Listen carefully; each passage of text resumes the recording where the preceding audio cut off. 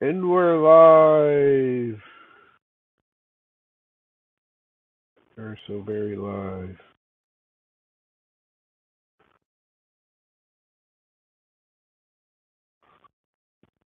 How is life?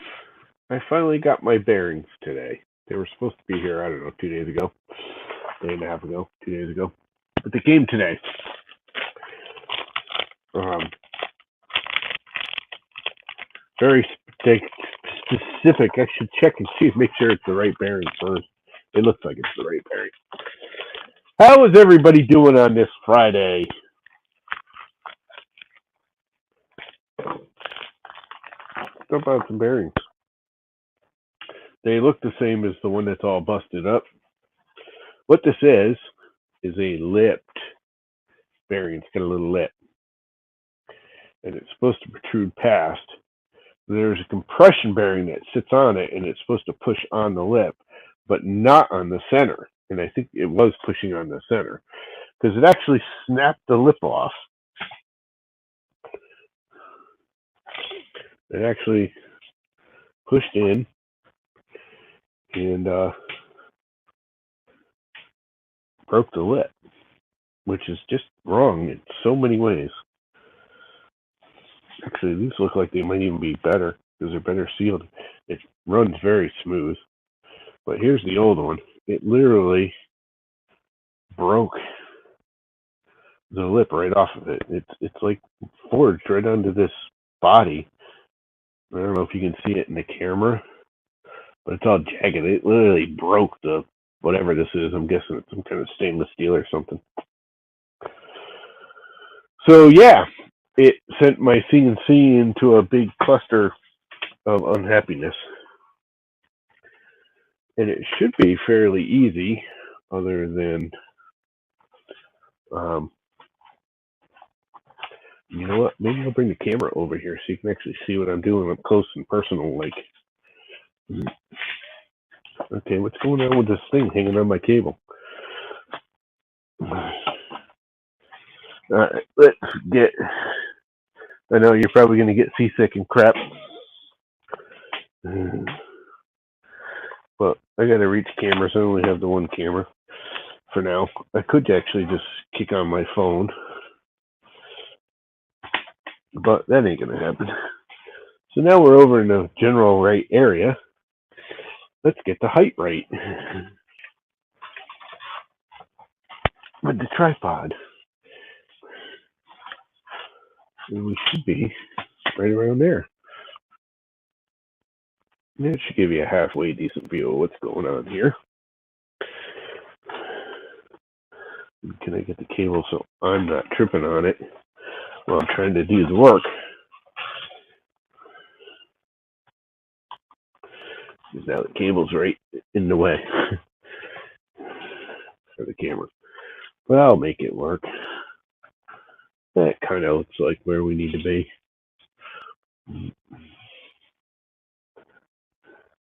Right around there. But basically, I got to get the compression bearing out of there because I put it back in there to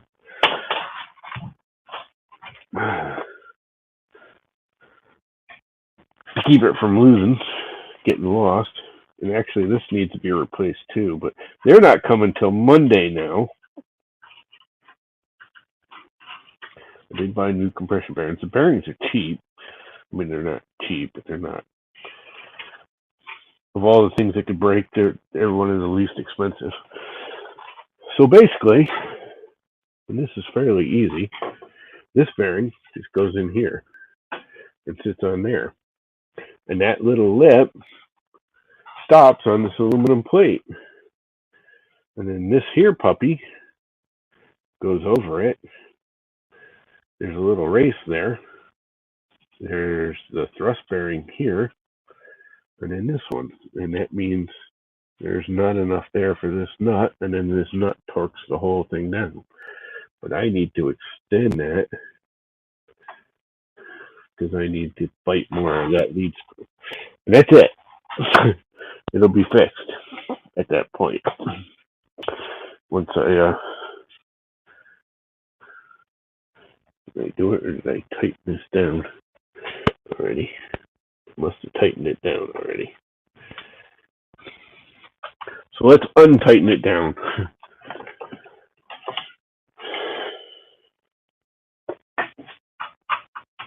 Yeah, I did.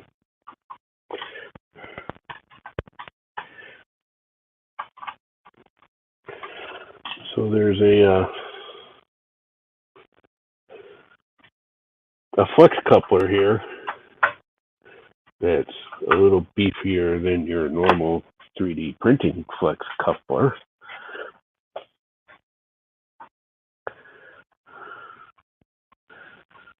All right, and now I got the lead screw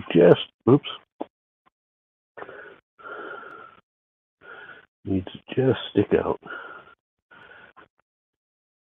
like right there, just sticking out a little bit,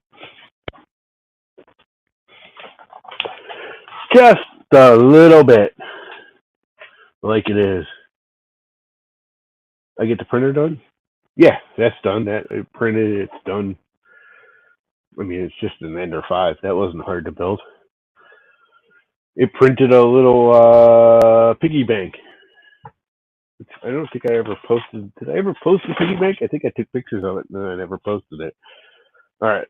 So the next thing I got to do is clamp this thing down to the lead screw.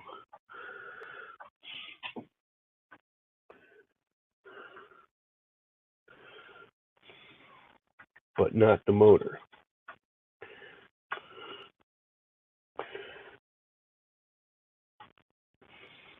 So hopefully I'm sliding on the motor, and it feels like I am.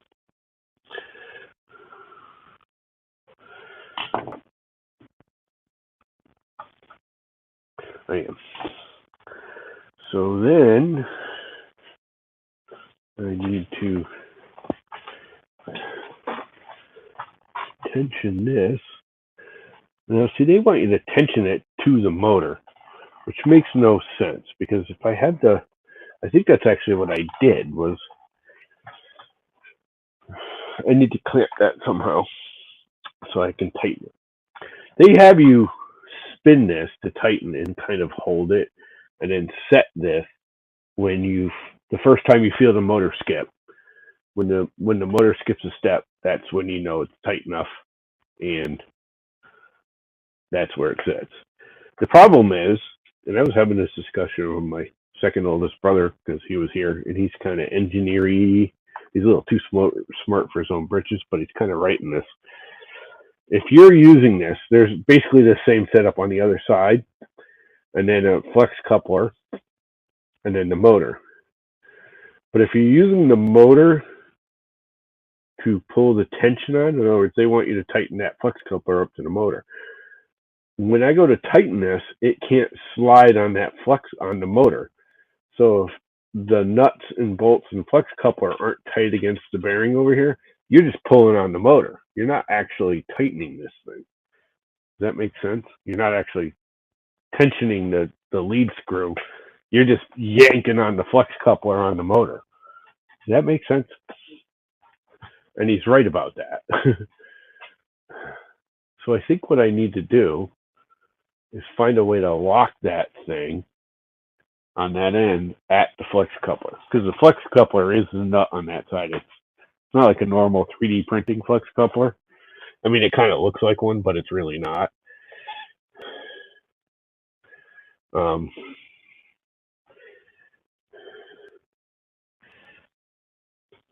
You know what I can do?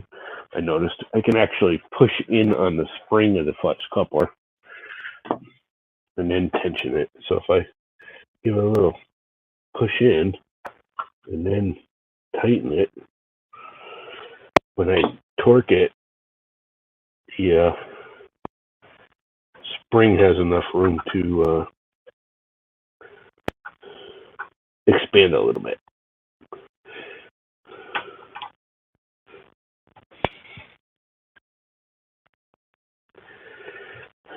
And take off some of the pressure.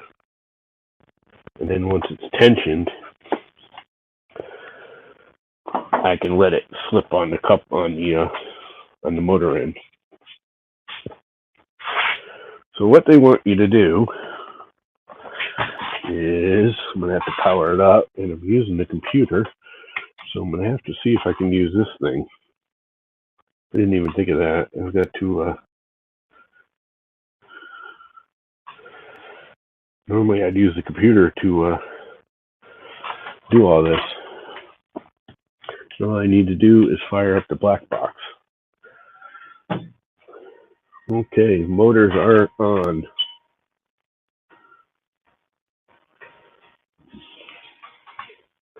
Motors are on.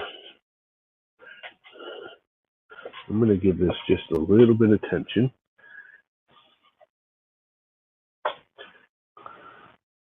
Lock it down. The first thing I want to do is back it off a little bit, and then take a slide rule and get them darn close to the other side, which I'm not going to retension today. So if I move it back just a little bit,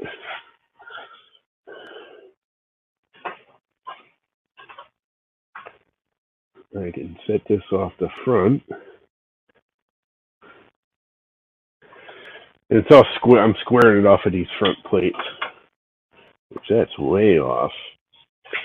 So I kill the power, and then I can bring this one forward, and then I know my frame's square again, or at least reasonably.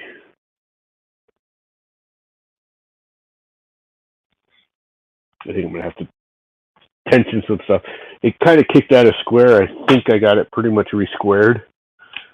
Oops, I don't need the spindle, I need the black box.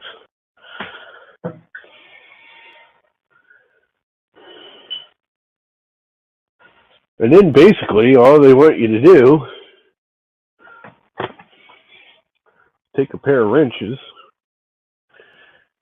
find the screw, which is right here. Grab a hold of this nut, loosen the screw. Of course, I'm going backwards. And tension it until you hear the motor skip. Like that. And do it again till just before the motor skips. Because you kind of know where the pressure is. And that's tension. And then I should be able to bring it back one. And it should be square again.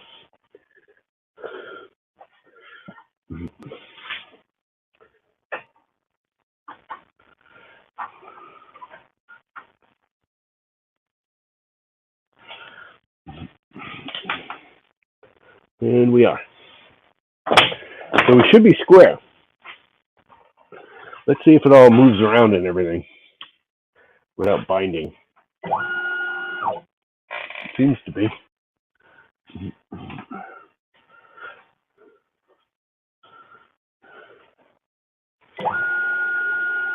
Actually sounds like it's running smoother than it ever has. Now I know I got to tension some wheels because some stuff misaligned. So I should probably do that now. And I can do that with the power off. I think, actually those aren't bad. Those are a little loose. Those are way loose. Yeah. I think some of the stuff moved around when I tweaked it. So I got to get in there. It's got eccentric nuts just like a 3D printer, Ender, or anything else. Again, they're a little more beefy than the 3D printers are, but it's generally just an eccentric nut like a 3D printer. You can get up above where you can sort of see the nut in the bottom wheel without going to the other side of the frame. I think you can see that bottom wheel here. Not that it really matters. But then you just take your little eccentric nut wrench, which came with it, and tighten them up, which I may not be able to do without loosening the drive nut. Okay, am I loosening it?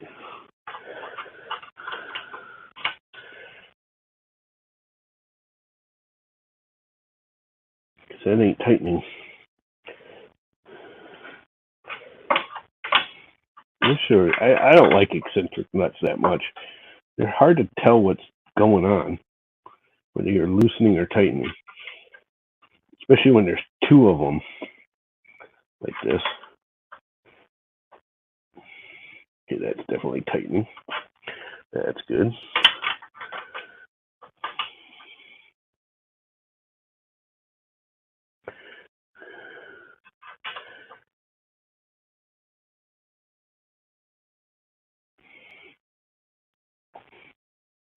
That's good.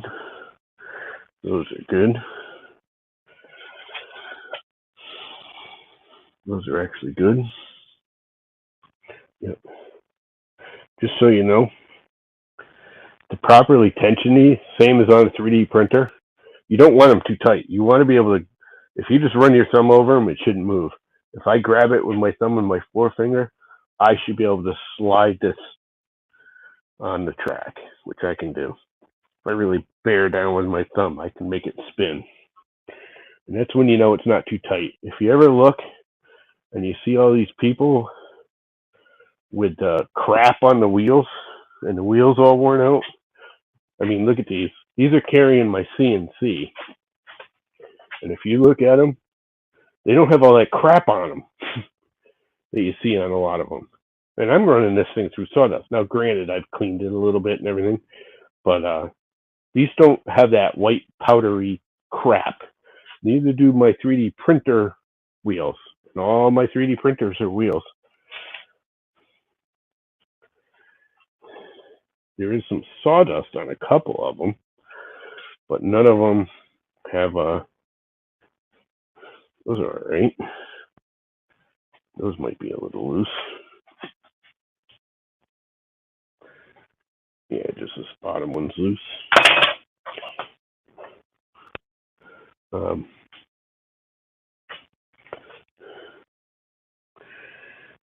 If you over tension it, which a lot of people do, you'll end up with that white crap that builds up on your wheels. And you can get it if you just have cheap wheels too. There's been like a whole study on those.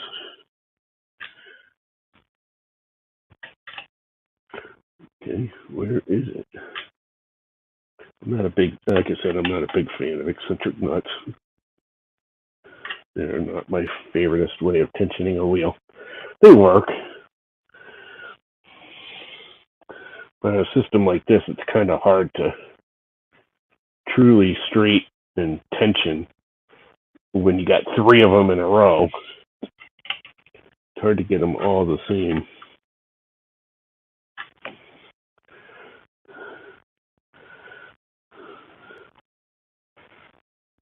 But that feels pretty good.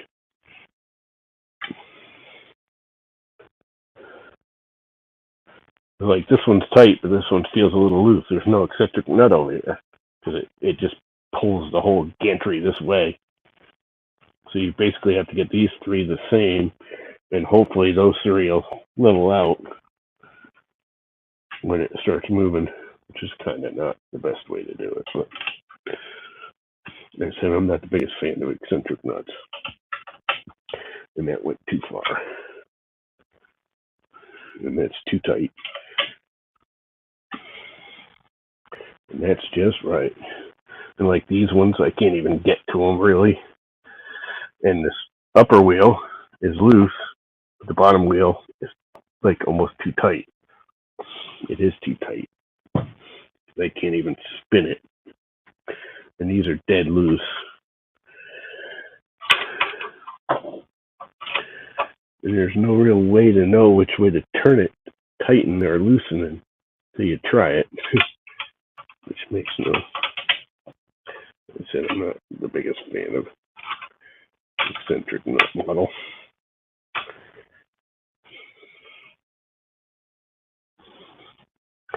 That was just too freaking tight.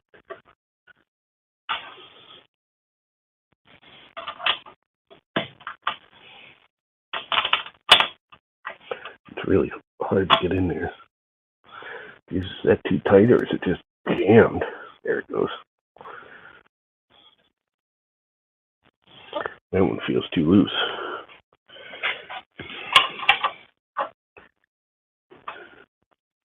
Did it just loosen it or tighten it? Didn't feel like it did anything.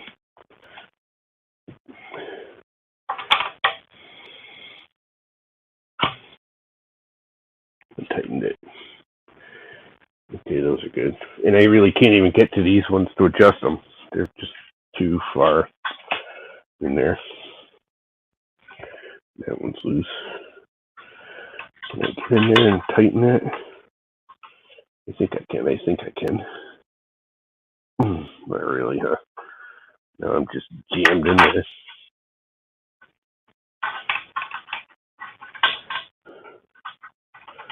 This is the part I'm not real happy about with this machine. And mostly just this. The wheels don't bother me here, although I think this should have a wider plate on the bottom. I mean, this is kind of narrow to carry all of this weight. It doesn't have much leverage this way. It seems to work, but... And let's go over to this side. In fact, maybe we'll take the whole camera over there after I lock the bottom wheels into place, so they don't just unslide, because that's where the camera's going to end up.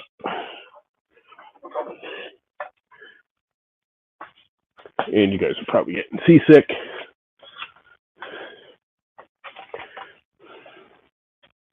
And let's point down at the wheels down there. Are we generally pointing at the wheels down there? Kind of, sort of, yep. This one's going to be hard because I got to reach in under the 2x4 and do it. Those are all too loose now. And I don't know how I'm going to get in there. Because this 2x that supports this is in the way. Because I got to get under it. There's a slot there. I mean, I can get there. It's just got to crawl underneath.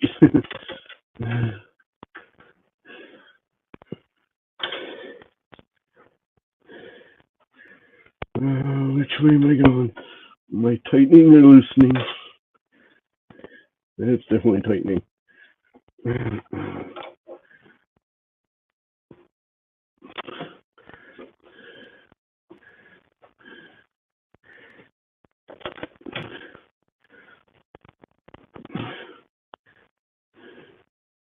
That's tighter. This is the loose one.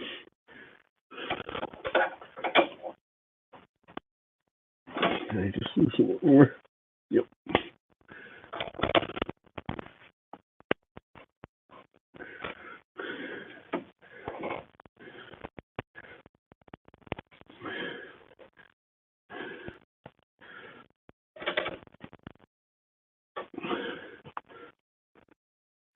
This went the wrong way.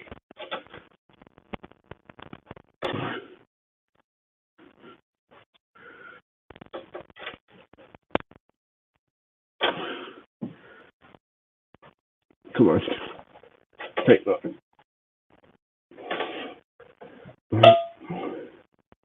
Something just tweaked. I feel like I'm loosening now. Like I've gone beyond it.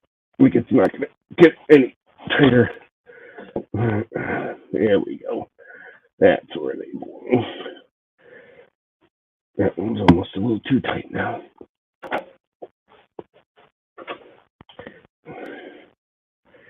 And that tightened it up more.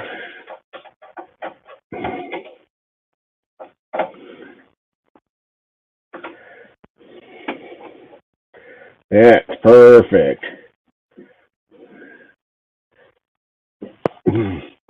Take some weight off of it. See if they stay. This one's a little loose.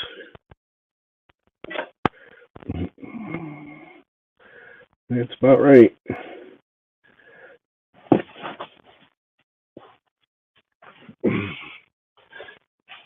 And there we go.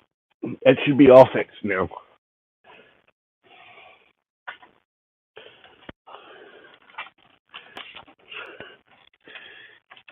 Set the camera back up so it's semi-normal.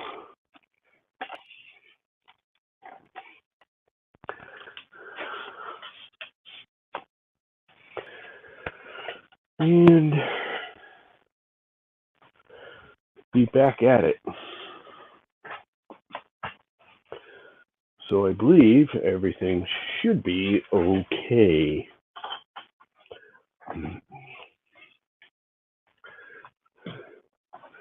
I got a whole bunch of new little nuts here for the clampies. And clampies. And more clampies and more nuts. Now they're all going to fit in this drawer. Yes. I'm going to put all this stuff away.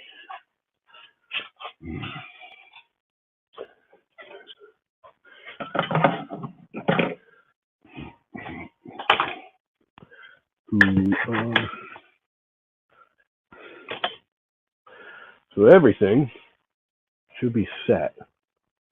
And all I need to do now is release the tension on that flex coupler because I over tensioned it.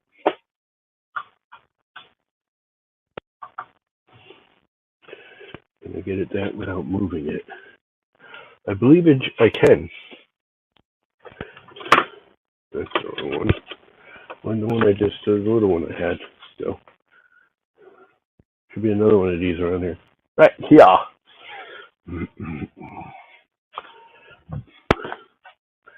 And it should be right around there. And there it goes. That was perfect. Now this side should be perfectly tensioned. The only other thing I got to do is these have got to be tightened now. The actual push blocks. Now that everything's tensioned up, I can tighten up my push blocks.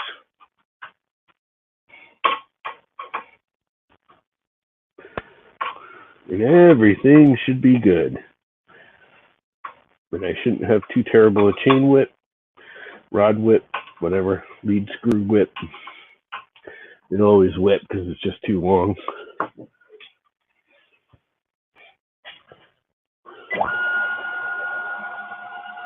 It's actually lower than it was. It even sounds smoother. Come on. See if there's a problem.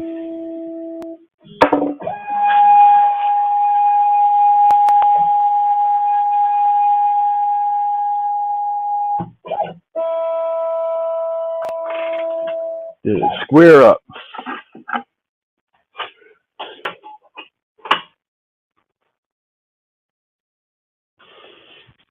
Let's hope it did.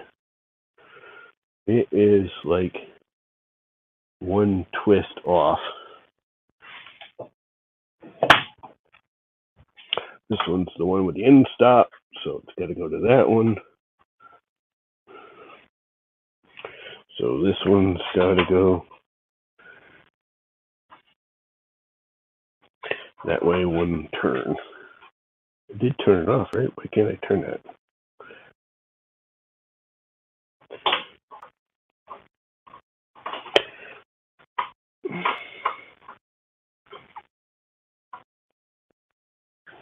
Should be able to turn that easier.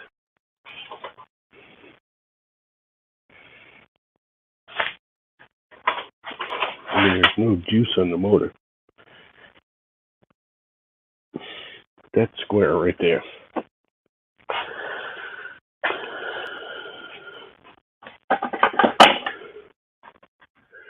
Turn the black box back on. Motors kick in. No USB drive because there's no USB drive-in. Wi-Fi connecting. Why isn't it connecting to the Wi-Fi? It usually connects right away. The Wi-Fi out?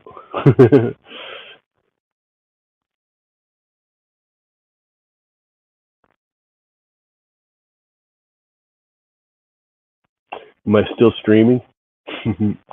Says I am. This should have connected to the Wi-Fi by now.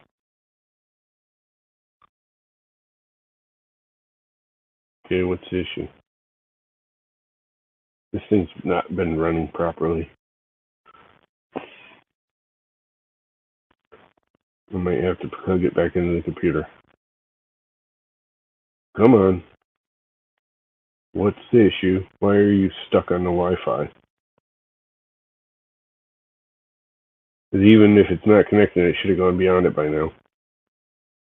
We should have just said not connected to Wi-Fi and kept going. Did I unplug it?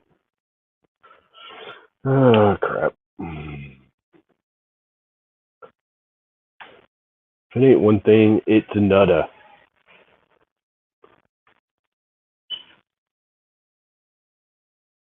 Okay, connected to Wi-Fi. It was just freaking out for some reason. Firmware up to date. Gerbil all loaded.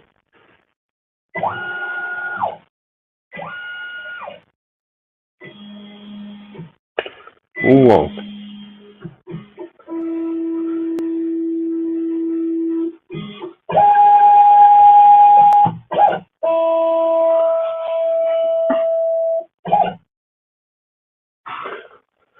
Everything looks good.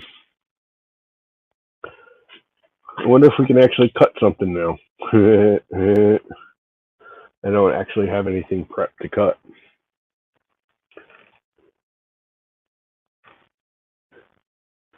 But it should be all good again. Oh, you know what I could do? I could just frickin' level that. I do have this thing to level, although I need to fucking I need a computer for that because I need the leveling script, which is on the computer, not on that. Well, it's working. It's back alive. I do have. There's a slight damage to this. To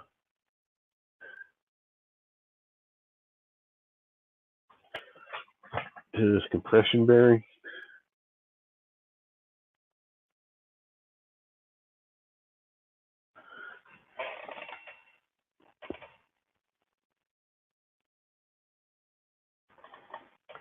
And it's kind of looking like it's twisted, a slight snare.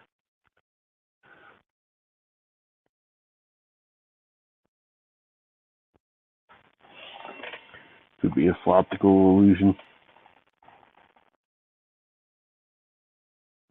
And everything else looks alright. This nut is off center. It's kind of weird. You watch it spin and it like wobbles. The nut's off center.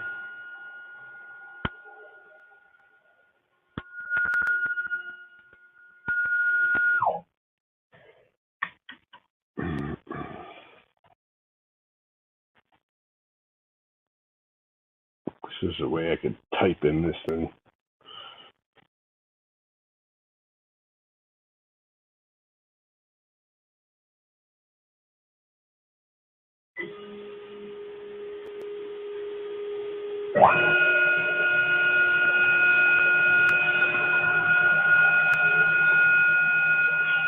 I have no idea where the zero is going to be. It says it's 000. So it's almost remembering the original cut that screwed up last. That literally the bit freaking drove down into the whole thing started screwing up, and it literally cut like a quarter inch, if not more, like 3/8 of an inch into my baseboard. And this big old groove here, it chunked out because it was all screwed up. But it's kind of at the same spot. It's very close.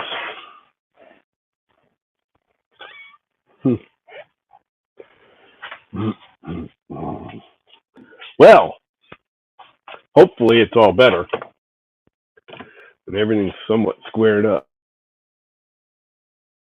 and everything's somewhat fixed and everything's somewhat better. We hope. Just trying to think of what else I could have twisted up. I reset some of the frame. It looked like it was twisted. I really don't like how low this thing sits. Almost feels like it's sitting on top of the wheels.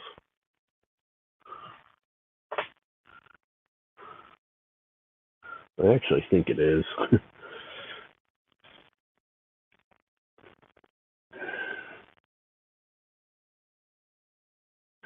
It must be in the back groove here. It's like really, really close.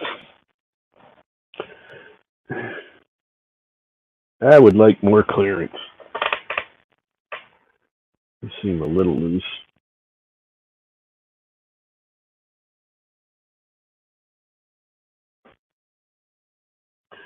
Now that I've jogged it around. It's giving me a little bit of a tightening. Did I go the right way? Or did I go the wrong way? It feels like it's the right way. It feels like it's the wrong way. You should be going both the same direction.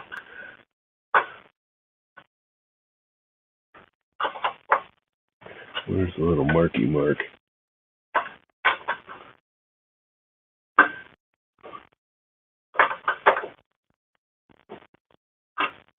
I'm not seeing the little mark.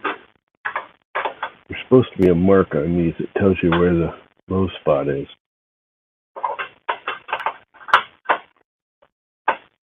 There it is. Coming up now. That's it. That's as tight as it gets. And that's supposedly the low spot right there. Yeah, that's pretty tight.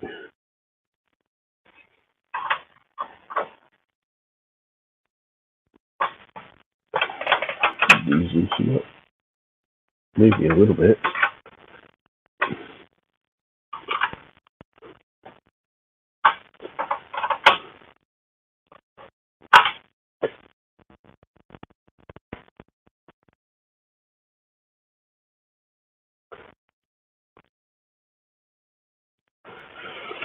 It's pretty close. It should be better. I should be okay with it. One more. One last movement. Then we're just going to shut it off. So now I don't have anything ready to cut. I mean, I do, but I need a computer to do it.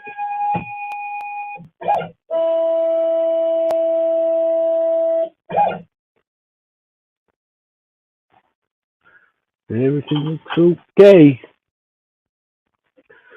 I think we fixed it, at least temporarily. I do have new thrust bearings coming. This thrust bearing got slightly damaged. I think I'm going to do all 6 of the thrust bearings. I don't know how many of these I got. There's a pack of like 10.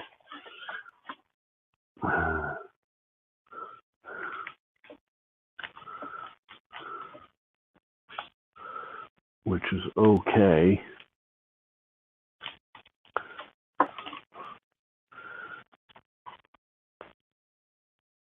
And this takes, what, 6 or 8? The thrust bearing, one of the lip bearings broke. This bearing right here has a lip in it. I don't know if you can see that. It's a lip bearing, Speedy. And a thrust bearing goes on top of it. And that lip bearing, the lip bearing just keeps the lead screw centered. It doesn't actually put pressure. The little lip holds all the pressure. There's a thrust bearing that goes on top of this that pushes against that lip, and that tensions everything. Well, the bearing blew apart because it's almost like the thrust bearing was pushing below the lip, so it actually just broke it right off. And it still kind of looks like it's doing that. I'm almost thinking I should put a big washer on it, and that would take some of the tension off. Because looking at that now, it looks like the thrust bearing is just barely inside the little lip on this bearing, which means it's not actually. Well, I can get to that one easy. Some of the other ones ain't so easy. The ones back there are not easy. You got to pull the whole lead screw out, freaking almost 5 foot long lead screw, disconnect it all from the motor, get behind there between the motor and the frame. This one's easy, this one's easy, and this one's easy. The rest of them suck.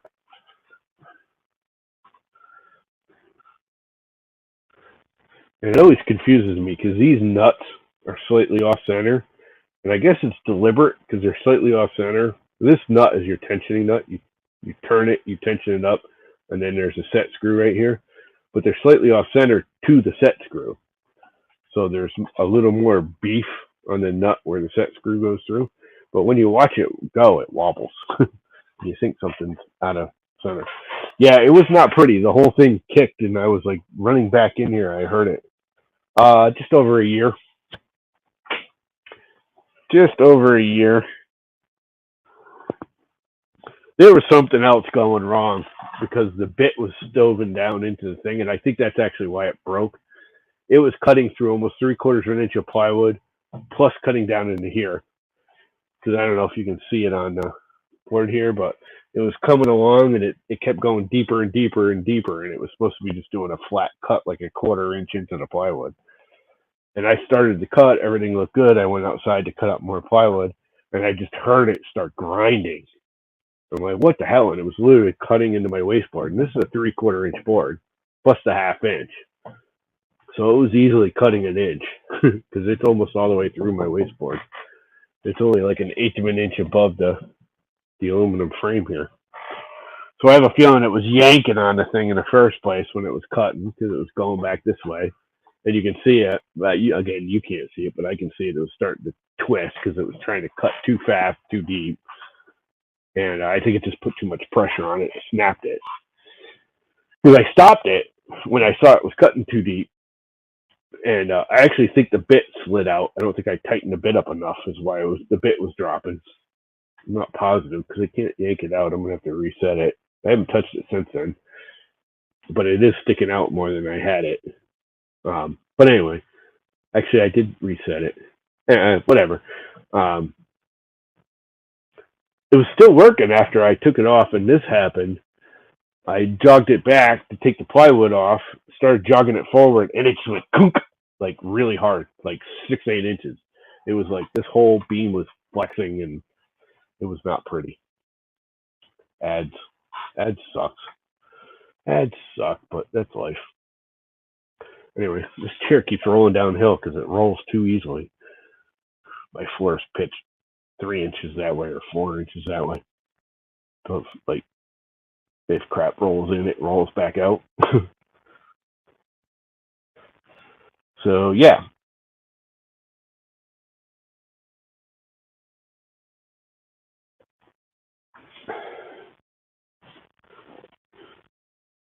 How hard have I run it? Not hard, not gently. It's run hard because when I first got it, I didn't know what I was doing. And I'm still a little confused sometimes with it. Trying to use Fusion with this because I use Fusion to drive it. Freaking chair. This chair rolls too easily. And I've had it stove itself, so it got abused a little bit, like the first 6 months on and off. But I wouldn't say it hasn't been heavily used in any way, shape, or form. It's been abused a little bit, like I said, the first 6 months or so, because I was learning. So I made a lot of mistakes. I broke a lot of little baby bits and stuff. Any actual abuse to it has been my fault. And that's just the other thing. I think because just before I started cutting that plywood, I tuned it all. I retensioned the lead screws because, they stretch over a year. And I have a feeling I over-tensioned this lead screw. And then, it stove into the board and it was trying to go on because it did. I have a feeling it broke before I knew it had broken. And it bound, the bearing was already broken, but it was still operating. But when it broke off, the actual bearing slid forward and twisted in this aluminum plate here. because this is actually a new plate. The plate was all damaged in there where the bearing was set. Luckily, I got extra plates because I didn't use their plates everywhere. Because they give you the same plate for all of this. I don't know if you can see this end cap here, but I just 3D printed an end cap. I don't need this big aluminum plate here. All it is an end cap. Because they just give you like, I don't know, I think like 10 of these plates. So I have a couple extra. And I was like, why am I using that really nice plate for an end cap? I'll 3D print them and make them blue to match all the other blue stuff I have on it. Because I like 3D printing. And then thankfully, I have an extra end plate. I mean, not that it mattered. I would have just taken it off because they're just using it as a cover plate.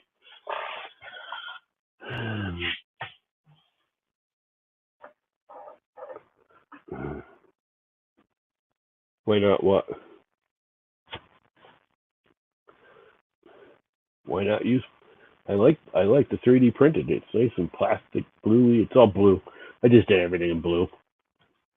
I had all blue, like this is all blue TPU. It's all flexible stuff, and I had blue housing. The only thing that's not blue is the head because I was experimenting. It was originally blue, and then I ran out and I made it orange, and then I just remodeled it and made this. This one works, but this one's a lot thinner. It takes up less space. It's a little tighter up to the body, so I have more. I don't have to like screw with it. I have access to all the nuts and everything. And then this just slides right on there. This thing's awesome. And it's all just friction fit. No magnets, no dicking around. It's all TPU, so when I make an oopsie, it doesn't hurt anything. It just flexes out of the way. Water cooled. This is water cooled. And if you have an 80 millimeter spindle and you're using a 2-inch hose, this is available on printables, and you can either print your hairs, whatever, dust collectors, or there's a head where you can just buy one of these things off Amazon, and this isn't even glued; it's just jammed in there, and it just stays. I've never had this thing come out, and I've had it all tripped up. This worked really well at first. The only problem with it is when I started doing really deep cuts, it would like curl in, and they didn't tear off until a couple of them hit the bit because they were bent in too far and caught the bit, and it just tore it right off. And that's when I went and got this thing.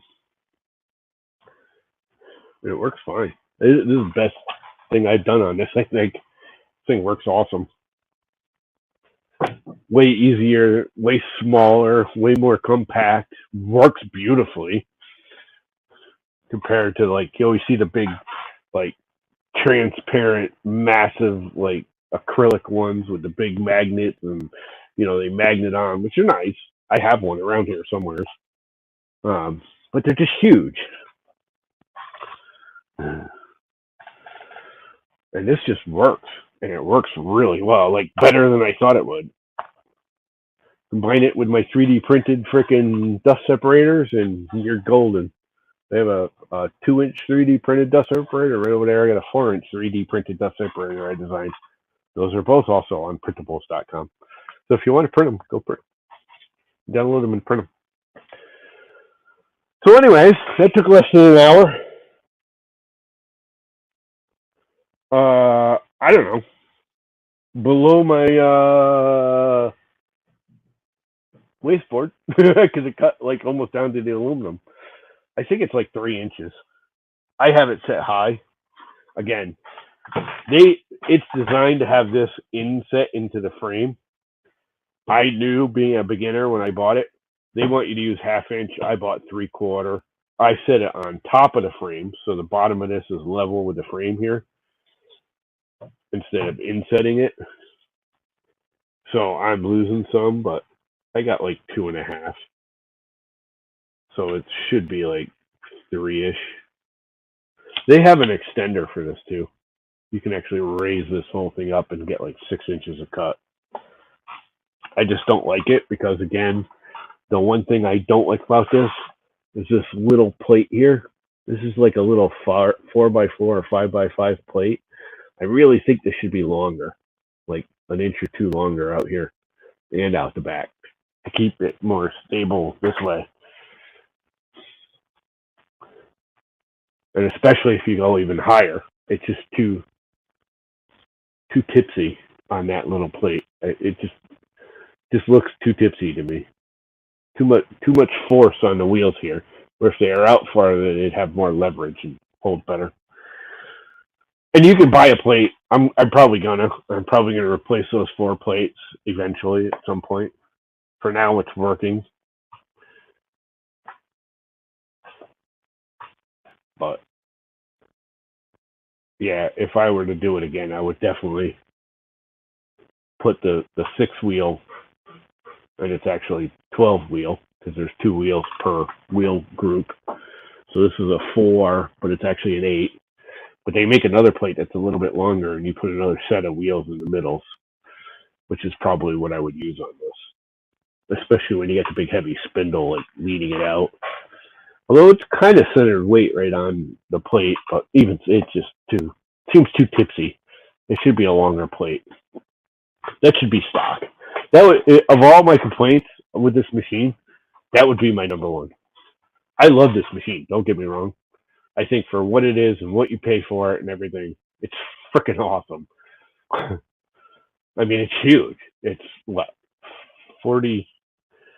If I were to, because I set everything tight, I've got all the insops stopping before it actually hits and everything, like an inch. I could probably gain at least an inch more motion in both directions and all directions. And I think it's like 49 inches by 53 inches.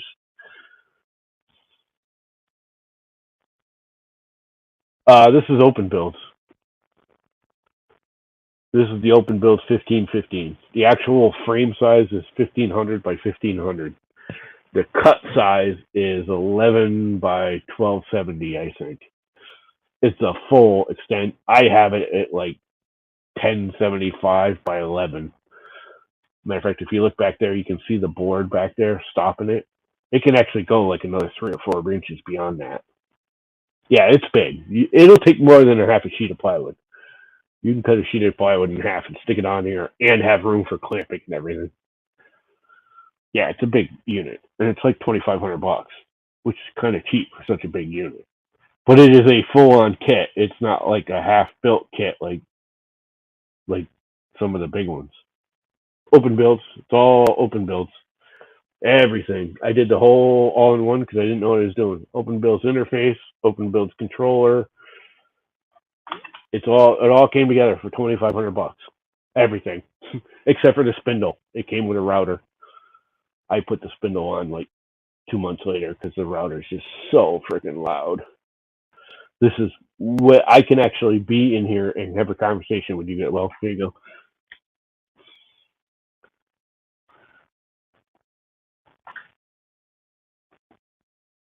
Run. I said run. That's as loud as it gets. That's it. It's up to full speed. Actually, it's not. There you go. There's full speed. And I can actually have a conversation.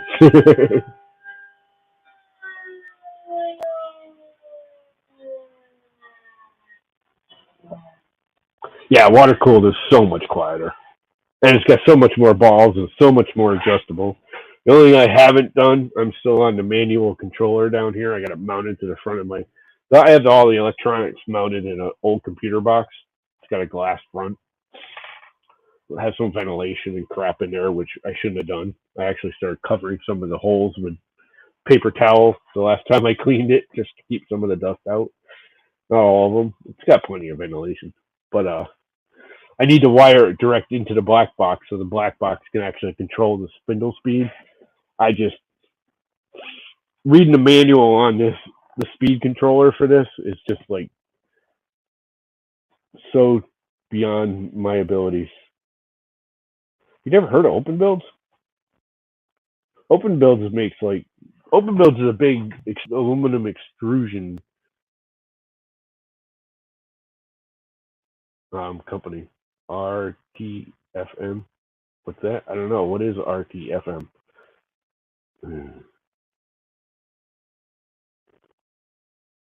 Open Builds is a big extrusion company. I buy all my 3D printing stuff is all Open Builds too. I buy their yes, it all came in a kit. That's the other thing.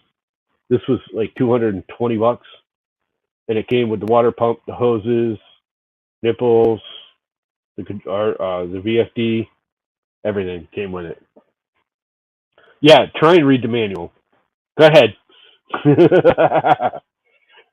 The manual is a bunch of code and code numbers, and there's no like take the green wire and plug it into the yellow plug. It's if you would like to do VFT to the XYZ to the BZY to the 5 thing, do the mathematical calculations, and if you want to use the amperage of this and the speed controller of that, and the oh my god, it's just so right over my head. And to make it even worse, it's about that big. It's like 100 pages, and it's literally. Do I have it right here? I think I got it right here.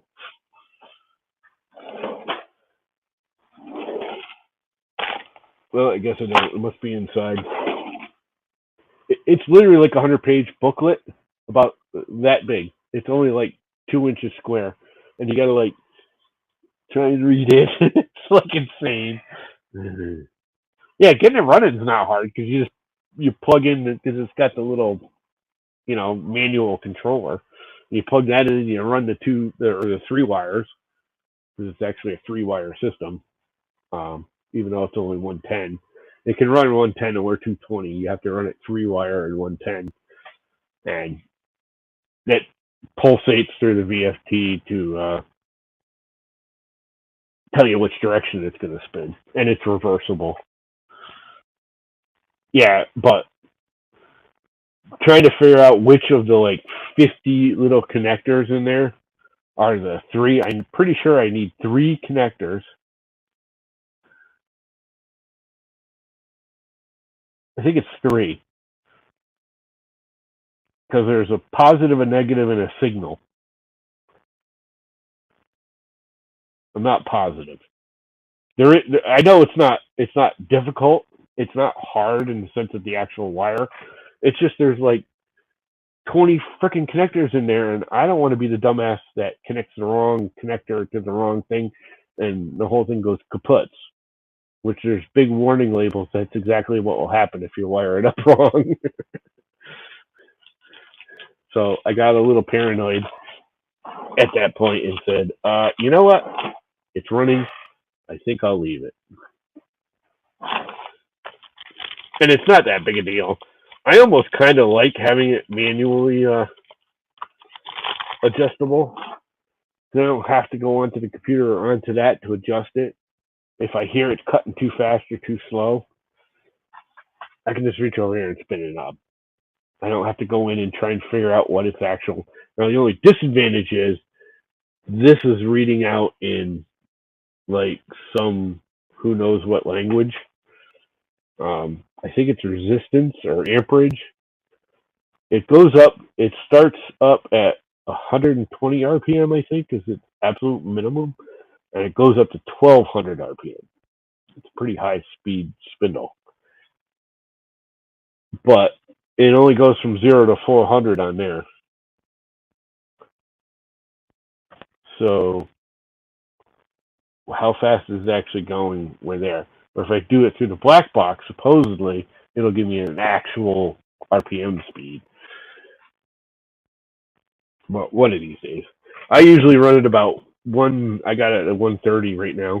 I usually run it at about 130 to 200 R, whatever R is on the speed controller, and it seems to cut fine for what I do. I still cut really slow with this because I'm still not sure what I'm doing, even after a year of this thing. I'm never 100%. Yeah, frequency, that's what it is. 400 is max frequency, correct. It's just converting frequency to the RPMs. They actually have a chart that does it for you and tells you what the RPM is. I run it about 138 frequency to 200, depending on what I'm cutting. And again, I run this thing, the actual motion, at a fairly slow speed. I'm never in a rush when I'm using it. And this is not the most. It's okay, but this is not the most rigid frame in the world. It's just not. So the slower I can run it, the more accurate it is.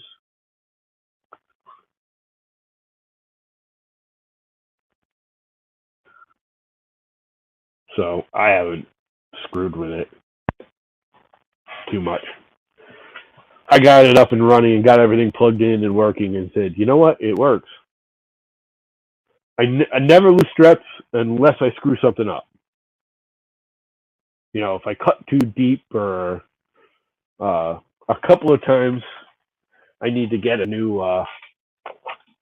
um, yeah, holds the bit, collet. Because I'm pretty sure this collet's got a bad tooth in it. Because more than once I've had bits that I know I cranked and they start sliding out in mid cut. I actually have one right here. I should just switch them out. Yeah, that's a 1/4 inch. I think one of the teeth on this, or one of the little fingers or whatever, is bad on this one. I've had bits slide out of it, and that's the only time I've ever skipped a step. And then it's really like digging into whatever, or it's cutting a little too hard, and like the whole thing's twisting, and then I'll skip a motor. I do have it set, and I don't remember exactly what it is. I have it set if it gets to a certain resistance, it'll just shut down.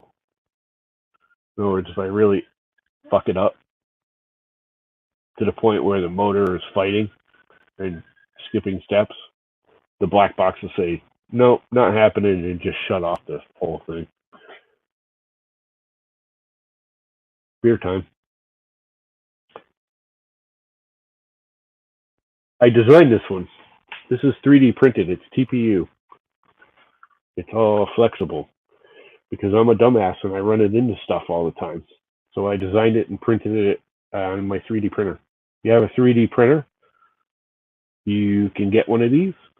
All you got to do is go to printables.com and look it up under Tom Llama. Actually, it might be under 3D printing llama. Something llama. All my stuff, all of this stuff that's 3D printed, this is all TPU.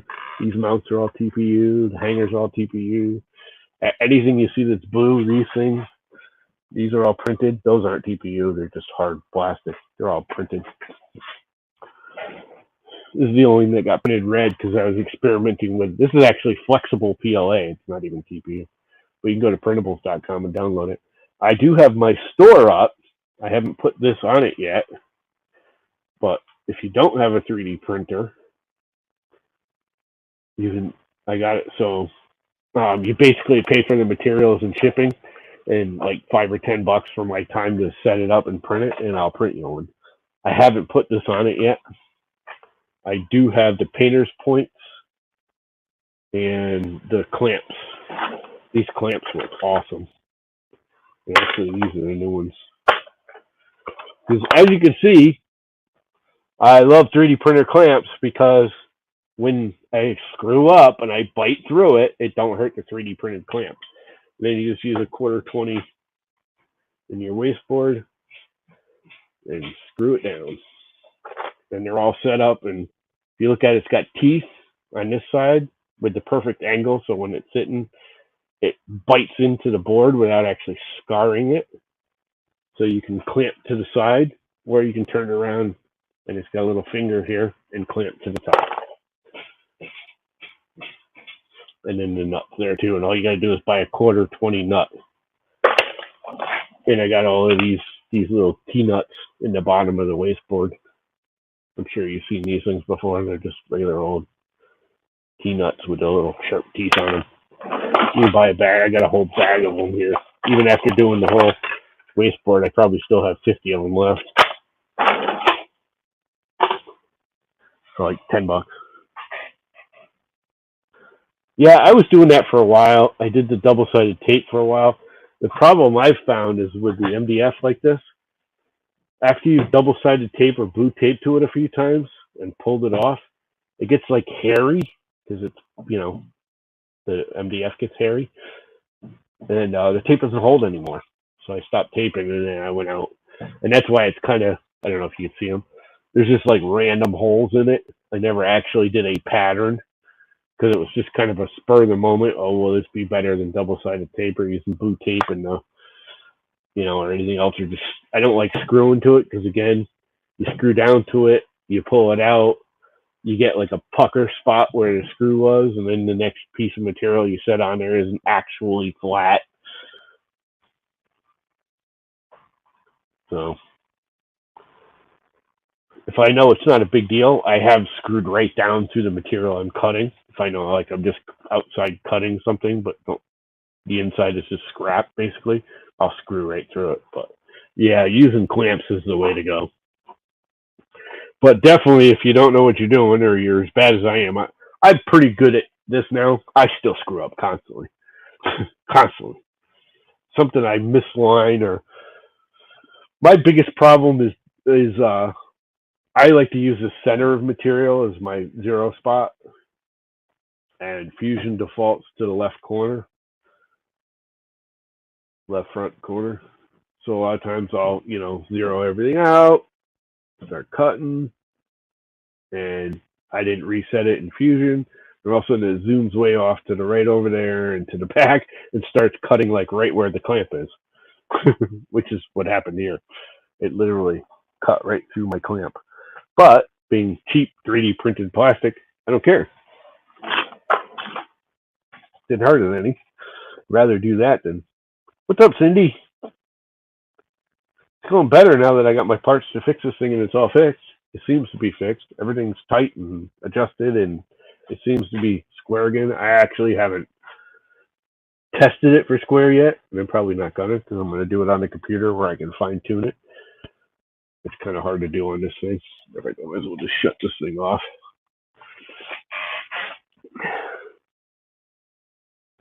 But yeah, and back to the spindle. This spindle I got. I think it was just like $225.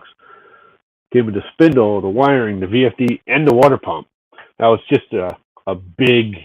It's a pretty big pump. But it's just like a fountain or fish tank pump. It's a submersible one.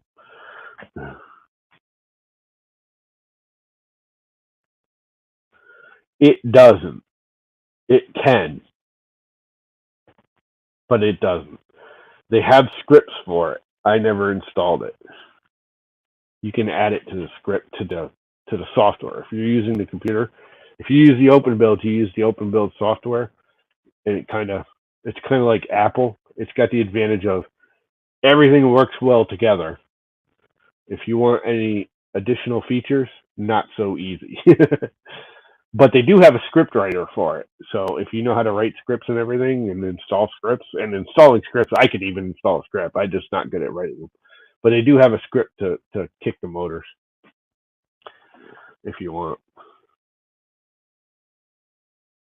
But it's just it's basically a 3D printer driver board. I mean, it's not even using the big, massive driver motors, the drivers. They're little itty bitty ones. They're I think they're TMC 2669.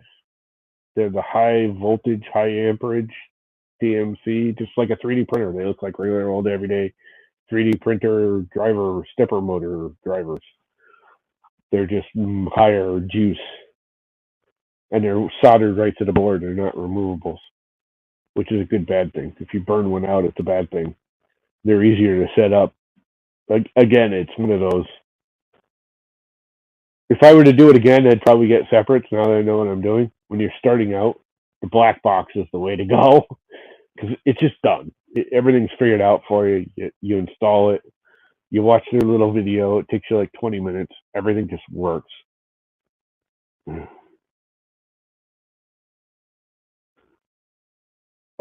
not small 23s. They're high amperage, high output 23s. But yeah, they are smaller 23s. This is a wood machine. This is made for cutting wood. It's actually what I would consider, knowing as much as I do now, I would consider this a sign machine. It's made for cutting plywood and signs, and it's not like a metal unit. This can't. I mean, they say it can, and there's guys that use it and cut aluminum with it, but I wouldn't. I don't think it's rigid enough to cut aluminum or any other metal. There's guys that cut aluminum and brass with this, but I wouldn't. I would get the smaller one. I mean, they have like three versions of this. They have a 1,000, or they have a. I think they have a 500, a 750, a 1,000, and the 1,500. This is the biggest one they make.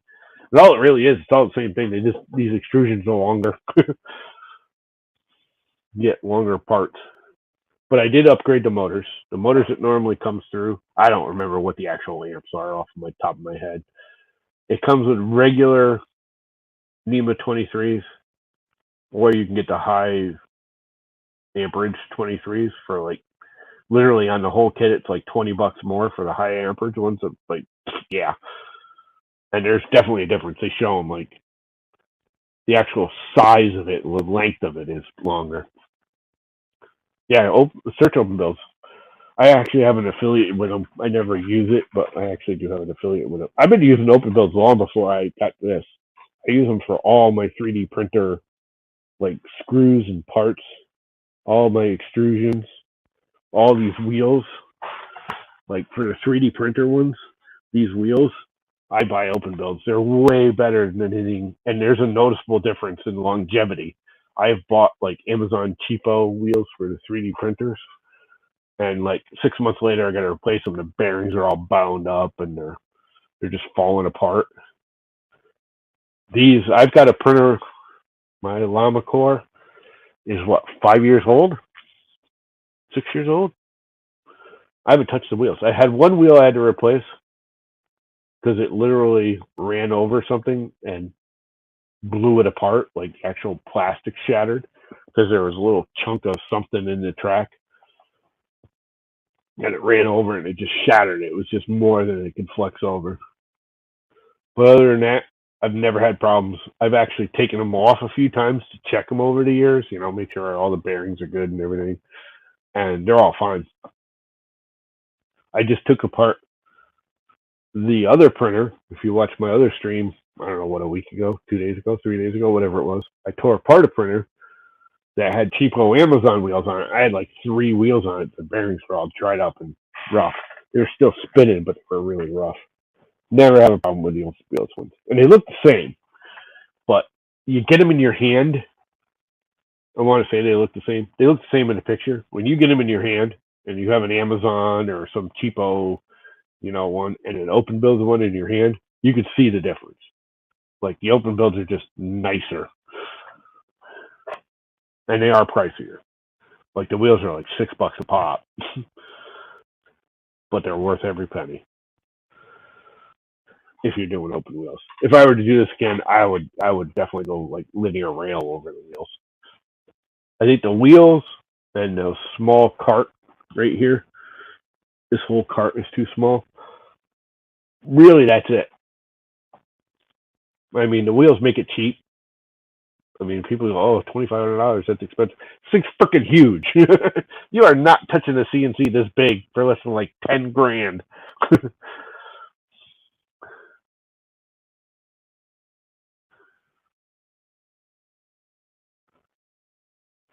Is it perfect? No.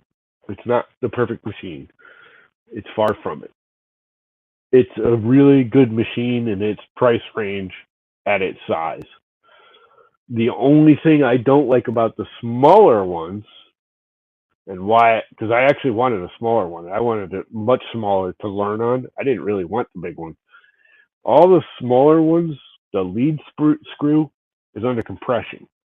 You tighten it up and compress the lead screw, which is stupid, because that just gives you freaking lead screw whip. This is the only one that you tension the lead screw along the X and Y axis.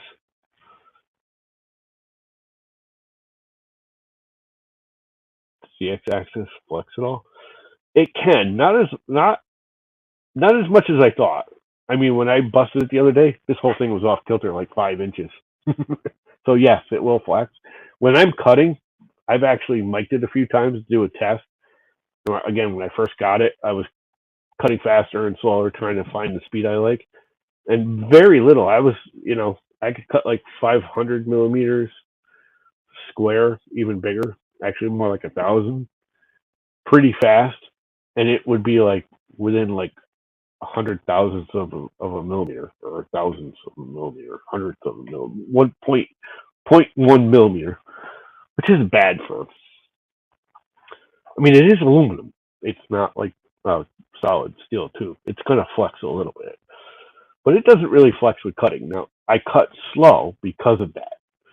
If I cut fast, yes, I'd probably get errors. It's working on being a business. Um, it isn't yet. Actually, it is now. You can go to my site, go buy something. I don't actually have a lot of CNC stuff on it, but tomllama.com. THOMLLAMA.com. I just opened it like less than a month ago. I'm doing clocks and I did some charcuterie boards, but for the CNC, I'm doing the clocks. I'm doing custom signs. If you're into 3D printing and you know what a rep box is, I don't have these on the website yet because I got to talk to Pooch because it's his design, but I do their rep box end panels that have, this is 200-year-old oak. That's why it's got all these, the resin fill in the back. I do signs. Here's my logo sign in cedar. Isn't that pretty? Is that way? I got a clock over here in cedar. I've done what else did I do? Oh, cribbage boards. I can lay it out and cut on that. I have those all laid out now. I did one. I've only done one. Chessboards. This is a chessboard I'm working on. I poured it a little off, so I had to re-pour it because I shouldn't say I poured it off. It wasn't level when I poured it, so all the resin ran to this corner, and these ended up a little hollow. But that's gonna look really cool. What else have I done with this thing? Chessboards. I'm getting ready to do some drawers. That's what I was actually trying to cut with this. I'm cutting all the parts for these drawers for my brother. These are all done on the CNC and then assembled. And that's what I was actually doing when it crapped out, was cutting another piece of plywood base, because this is actually just a little off. He didn't give me the right measurements. So this has got to go over like 1/8 of an inch is all it's got to kick over. But I can fix this one. I'm not going to tear it down. But the rest of them I want to make right. And that kind of crap. I've done a buttload of clocks.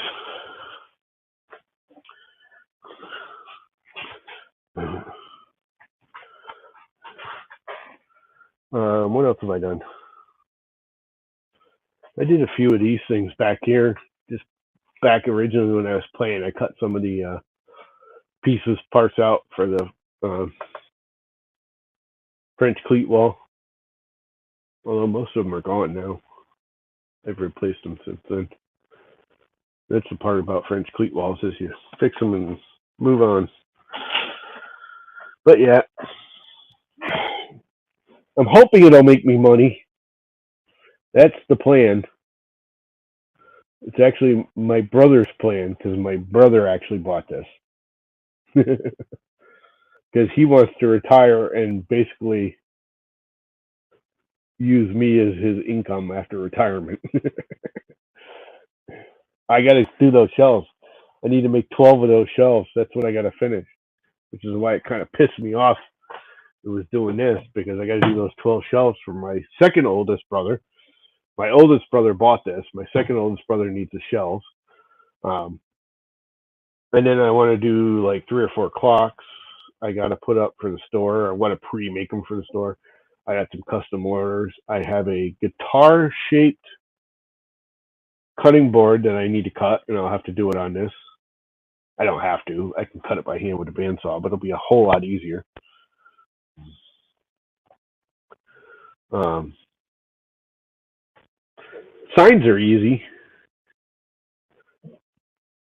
The clock was. I still think this clock. I didn't show you the clock, did I? I showed you my sign, but I didn't show you the clock. I still think this is like one of my favoriteest things I've done. I don't know why. I just really like it. It's all dusty. Been up on the wall for a while. This thing is like an inch and a half thick cedar with a cedar tree design cut in the front. I don't know what it is. I just really love this clock. It's stupidly easy. I cut it on the CNC and then I just resin filled it. I need to change this. I thought that would be cool overhanging, and it's all right, but it doesn't look right here. So I got to redo the design right here a little bit. I love the clock. I've done like, I don't know, a dozen clocks now. That's my original thing because they're small and easy. It's one of those, if I screw it up, I'm not wasting a bunch of expensive material.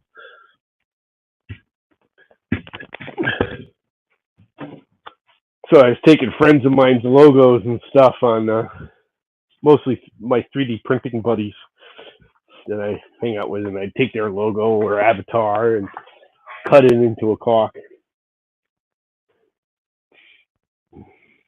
Yeah, I like it too. What's up, Zone One?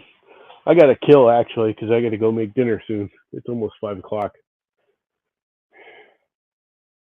It's back running there, Zone One. It was broken and now it's not.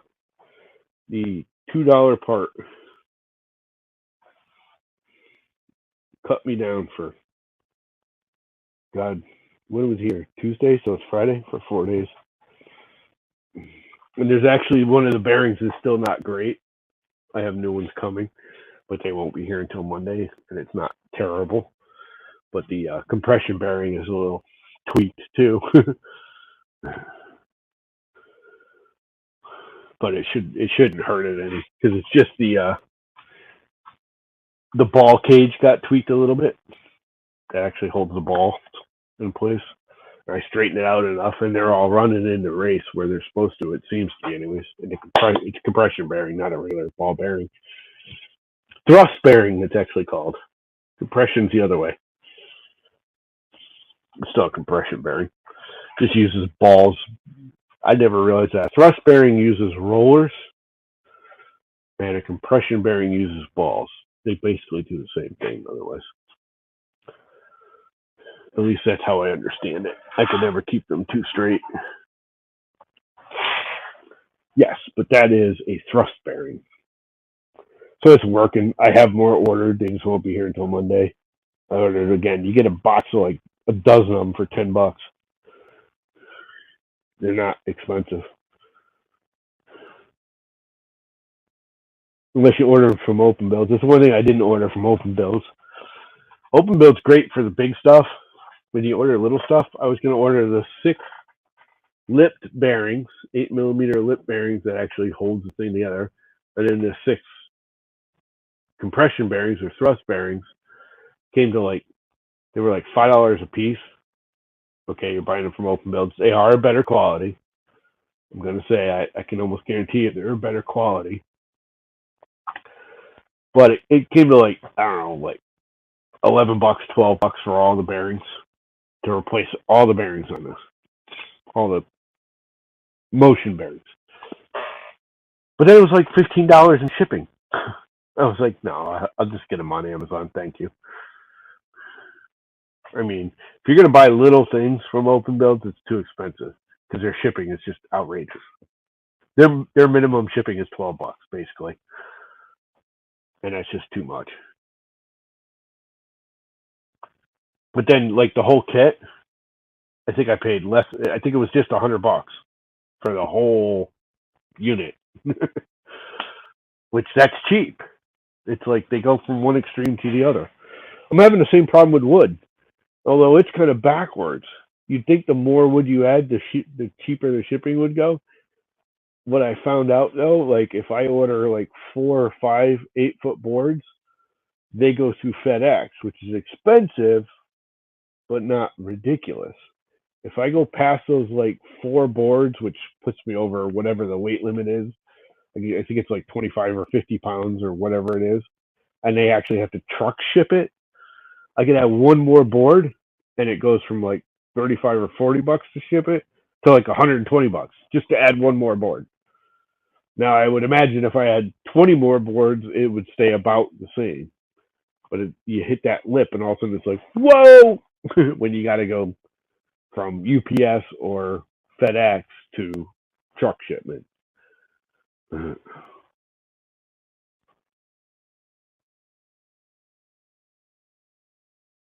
So yeah. Anyway, the machine's working. It is 5 o'clock.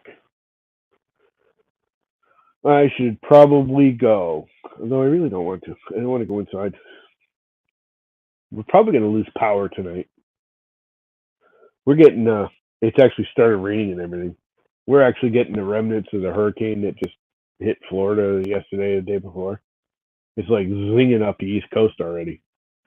So tonight they're saying about it's already raining, but tonight at like 9 or 10 o'clock, we're supposed to start getting like 50, 60 mile an hour winds, and it's supposed to go all night until like 7, 8 o'clock in the morning. They're saying by noon tomorrow, the sky's going to be clear. It's going to be like a beautiful day tomorrow.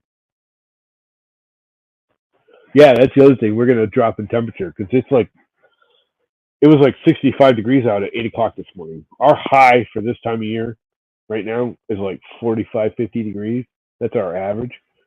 It was 65 at like 8 and 9 o'clock. It pushed 70 degrees by noon today. It was close. I don't think it actually made it to 70, but it was close. And once this hurricane blows through, we're gonna get cold. Yeah, we're gonna do the same thing. I have a feeling tomorrow. Tonight we're gonna stay warm because we're getting the updraft from the hurricane, so it's pulling the heat up from Florida with it, which is what we're getting now because it's pushing the warm air from Florida up the coast. But it's gonna blow through tomorrow. I bet it's gonna be like 60 degrees in the morning tomorrow, and the day after tomorrow, Sunday morning, it's gonna be like they're saying in like the 30s.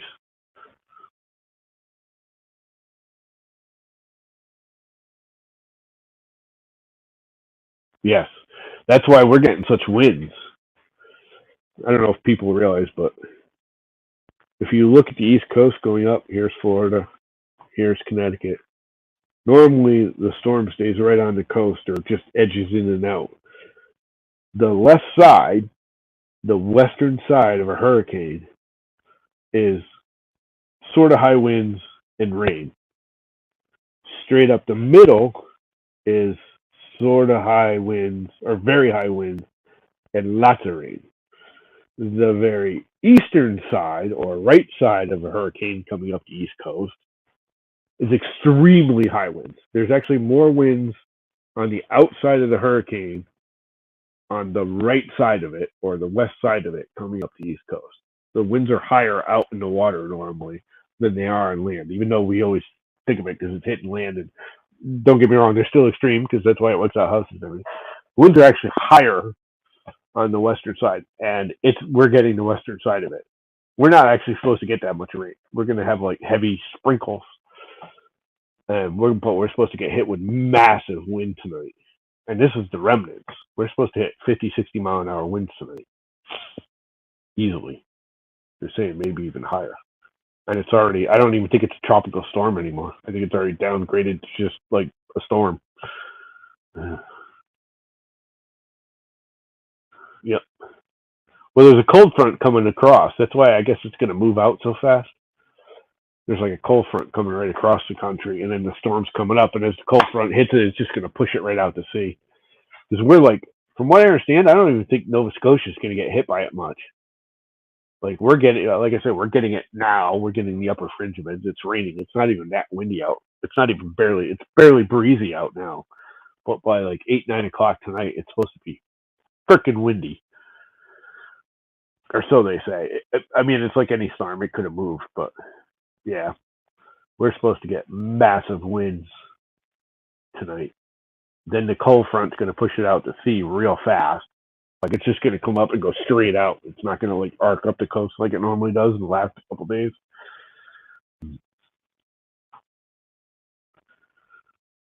Yeah, And then there's a massive, that cold front's going to move through and drop us down like 30 degrees in temperature, like overnight. Tomorrow night, I think it's supposed to be the really cold night for us. Because that cold front's moving through where you are now. Because you're like, where the hell are you? You're like, you're basically in the middle of the country, right? Trying to think of the map of the United States where you are. Yeah, you're kind of in the middle. Might be you actually, yeah, you're shifted to our direction, sort of off center, but yeah, you're in the middle. I have a blanket already. I turn the heat on out here, even though it's warm out. I turn my heat on. For one, I want the heat on in case the storm comes through and kicks the power out. I want it warm in here because I got resin and stuff stored, so I want as much heat built up in here as I can get. So I have it set at 70, which I never do out here. But they're saying it's going to drop real fast. The storm's going to blow through, the skies are going to clear, and the temperature's going to drop. That's what I heard, anyways, this morning. I haven't actually watched the weather since this morning, which is the other reason why I should go inside and watch the weather.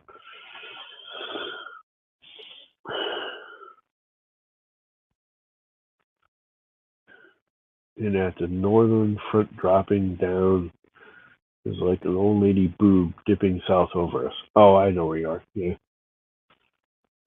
Just picturing the U.S. map in my head. You're right there. So you're like straight above like the Gulf Coast. The Gulf. If you take the Gulf straight, actually left side of the Gulf and up. Kind of under Texas and up. Anyway. Dust Bowl. Yeah, you're in the middle of Nowhereville. Straight above Dallas. Well, Dallas is on the right side of Texas, isn't it? Not in the middle. Isn't Dallas on the right side? Or is that Houston? Which one's Houston? Which one's Dallas? One of them's almost dead center of Texas, and one of them's like closer to the Gulf Coast.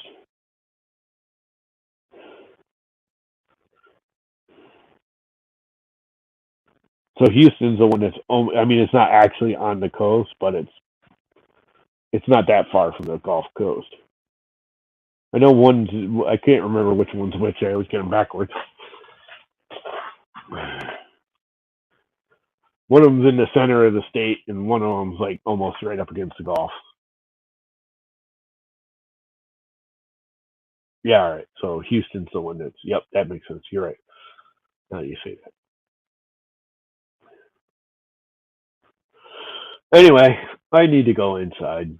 This is running. I need to do some cuts, but I need this computer to cut, so I can't stream in computer. I need to make dinner, so I'm not going to start a cut now. I'm not even sure what I'm going to do for dinner. Did I even take anything out? I think I did. I think I took pork chops out of the freezer. It's the other thing. Everyone, like, oh my God, the storm's coming. Go get eggs and milk and juice and butter and blah, blah, blah, and fill your refrigerator. It's like, no.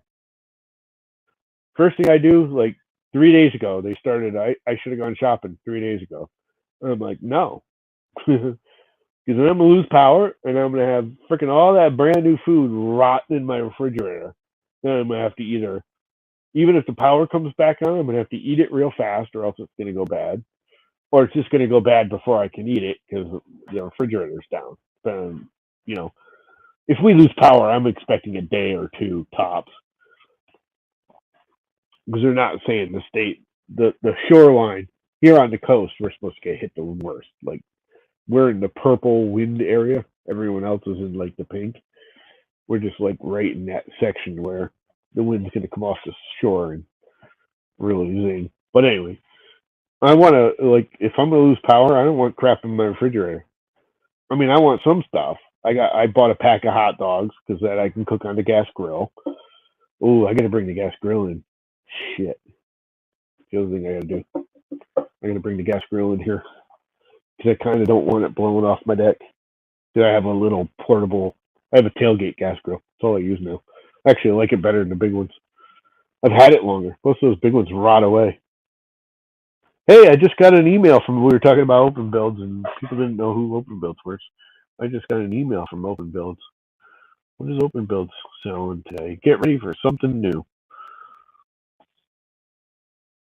Part store. Get ready for something new. Oh, it looks like, from the looks of it, they're going to have a new controller in 2 days, 22 hours, 2 minutes, and 45 seconds. That looks just like the black box. I wonder if they're going to a 30, because that's an 8-bit black box that I have.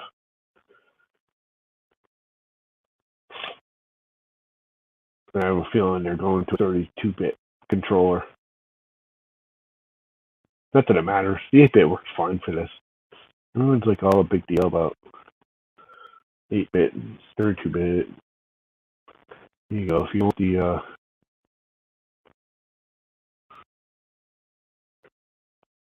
oh, did I just okay. I was gonna say, did I just click us out? Nope. Here's the Open Build store. If anyone wants to go to the Open Builds, they were talking before you got here, so and they're all asking about this thing. It's all Open Builds. No, I didn't llama it. That's new and unusual, isn't it? That's only because it defaulted to Safari, and I'm in Chrome because Safari won't stream.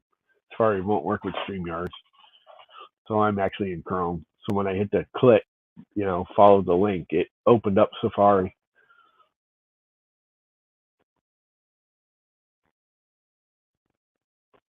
Open Builds is a good place. I like their stuff a lot. I've been using it. The Llama Core is all Open Builds. About half of the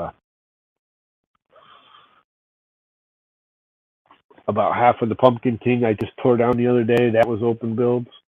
I got a bunch of other Open Builds materials, mostly their extrusion. I mostly buy their V-Groove. If I don't need V-Groove, I go buy cheap crap. I go on Amazon and buy whatever 2020, 2040. If I need V-Groove extrusion and V-Groove wheels, I will buy Open Builds any day of the week. It's just more accurate. You can feel the difference. Like I was saying earlier, you grab an Open Builds wheel, one of these little tires, and you grab a cheap one from Amazon and you hold them side by side, you can tell the difference. The Open Build one's you can just tell it's like, Gallagher died? Well, he had like leukemia like years ago, because that's when he quit doing stand-up. Leukemia or cancer or something. I think it was leukemia. For some reason, leukemia sticks in my head, which is why he quit doing stand-up altogether. Yeah, he wasn't young. I mean, he's not that old. 76 isn't that old, but it's not that young either. That sucks. He was awesome. Now we're going to have to go back and watch old watermelon splattering comedy.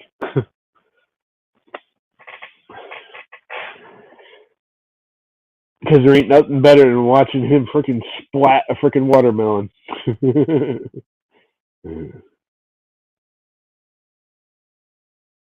Yeah, he wasn't. I knew he wasn't healthy, because he actually tried to go back on tour, like, I don't know, like 5 or 6 years ago, and he had it all booked and everything, and he ended up like doing like 3 shows and bailing out because he wasn't healthy. He canceled them all because he was supposed to record a special or something too, and he never got it done.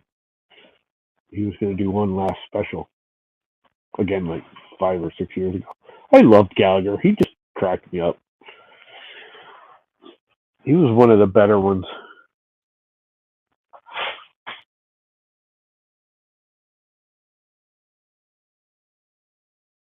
Yeah, there was. I know he had issues.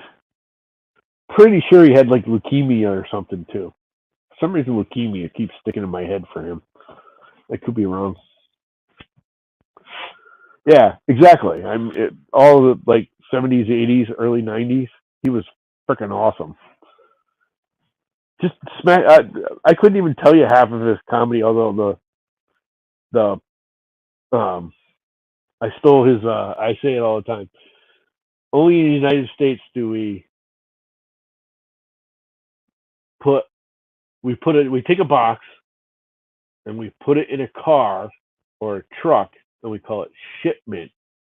If we put it on a ship, we call it cargo. You park in a driveway and you drive on a parkway. What's up with that? I got that from him. There was another one he used to do. Oh, he did the condo one. Real estate agents needed a new con. They needed more dough. They made a condo. What's up, Stone Monkey? Just in time for me to kill the stream. I'm getting ready to bail out. Nope, no fires. Everything's fixed, or seems to be. I haven't actually cut anything with it yet, so we don't know, but I jogged it around and made sure everything stayed square. And it seems to be all square and ready, and tightened all the wheels back up, and it should be right. Yeah, Carrot Top. I like Carrot Top. Don't get me wrong. But he's good for the short, like, couple minute bit. I don't think I could sit there and watch like an hour of Carrot Top. I could easily watch, an hour and a half special of frickin' Gallagher without a problem. Carrot Top's funny. I like Carrot Top. No. I might actually attach because they actually sell a laser head for this that you can actually bolt right on the side of this, and the black box will run it, and all the software's already installed. Then you just set it up, set its distance off the main head, so you have the where the zero is and everything, and you can put a laser on this. And they sell a laser head for this to mount directly to it.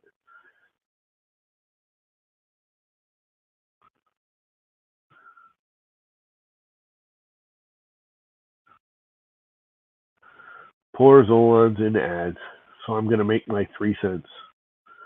A penny an ad.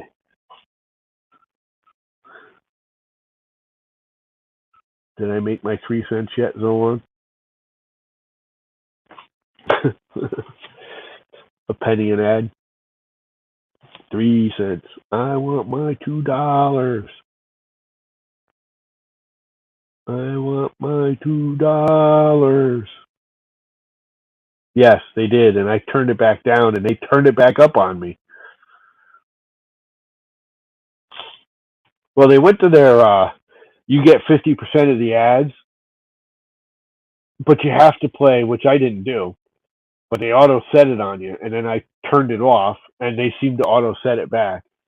I had it set for 30 seconds within the first 5 minutes, 30 seconds at 20 minutes, 30 seconds at 40 minutes, and 30 seconds at an hour.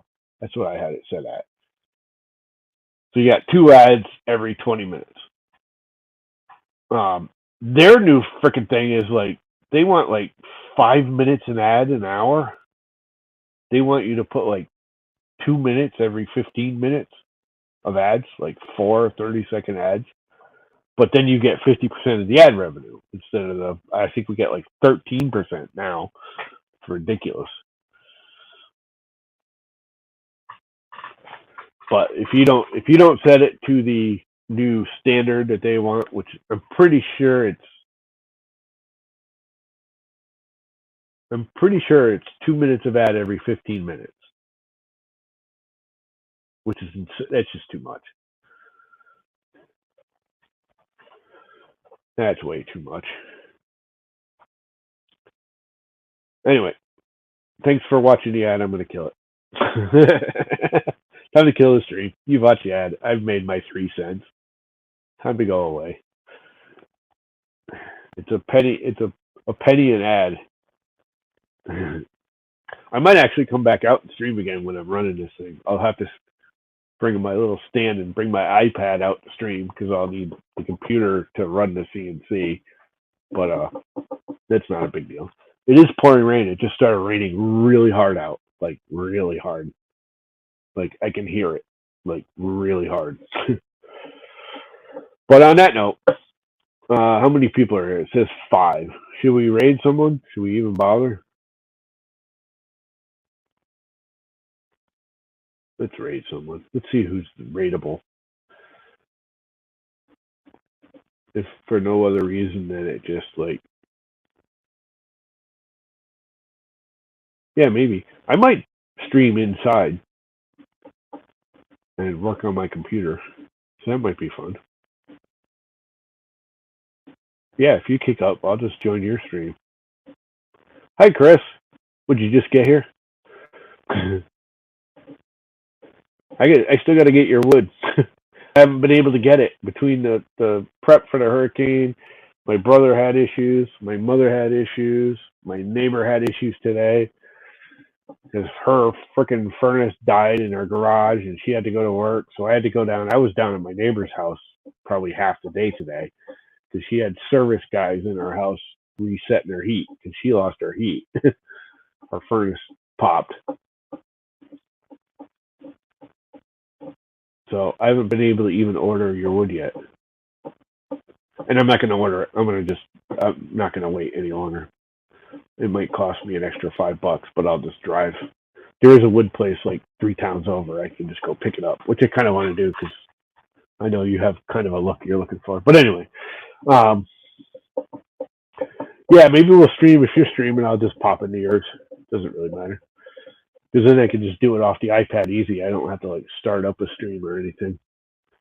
And I can do it and use this for this. Or I might just be inside. I haven't decided yet what I'm going to do. Depends on whether I still got power or not. It's starting to get windy too. The rain just came up and the wind's building up. So I guess the storm's hitting us.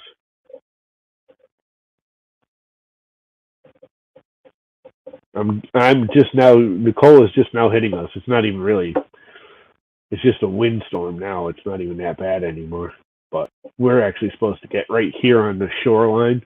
Inland, they're not getting hit all that hard, but within like 10 miles of the shore, we're supposed to get like 50-mile-an-hour winds tonight, which is, it happens. I'll probably lose power for a day or so. 50-mile-an-hour winds, I can almost guarantee. Between me and the power plant 5 miles down the road, the power plant's only 5 miles down the road. There's an atomic power plant like right over there. Millstone power plant, 5 miles away, maybe 6.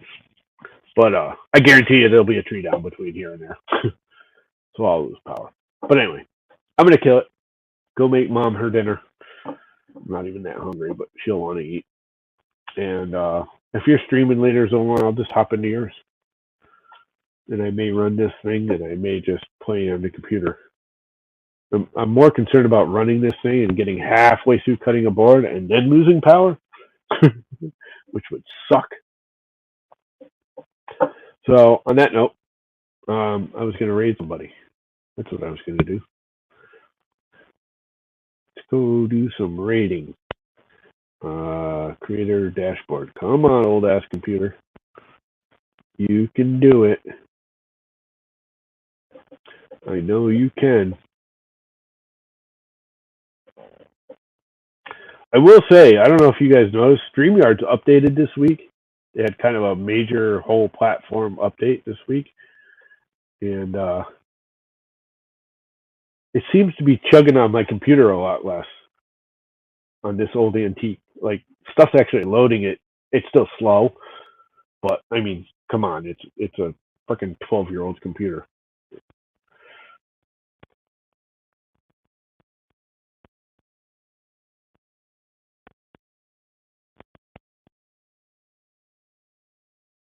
Introducing something new. And then it went away as it went into the raid frickin' thing. It's like introducing something new. And the window goes away. Doesn't tell you. Okay, channels I follow. List some channels. Boyd's Custom Fab, Maker Deck, Bolana, Charity, Dirty Smith. Let's do Boyd's. I like Boyd. Boyd is fun. He's a nice guy. He's a woodworker down in Texas. He does cute little things. He does kind of the same stuff I do, but he's actually probably better at it than I am. He's a little more meticulous. Does like weirder crap. Yeah, Boyd is cool. I like Boyd. He's just a nice guy. Plain and simple. He's just a nice guy. He's easy. I like it when he brings his wife in there once in a while. Walnut's cool. Whatever her real name is. She's awesome. I get a better air, I guess, when the two of them are there. It's more fun when she's there, like, and they're talking back. I don't know. It seems like a nicer, but he's cool. I like watching. I watch Boyd all the time. So, anyways, we're gonna go Team Walnut. Yep, we're gonna go raid Boyd. Raid now. How come it's not raiding? Raid now. Introducing guest star. And did it raid? It's not even letting me know. Okay, I got it. I got it. Go away. Did it raid over? In broadcast. Don't much care now.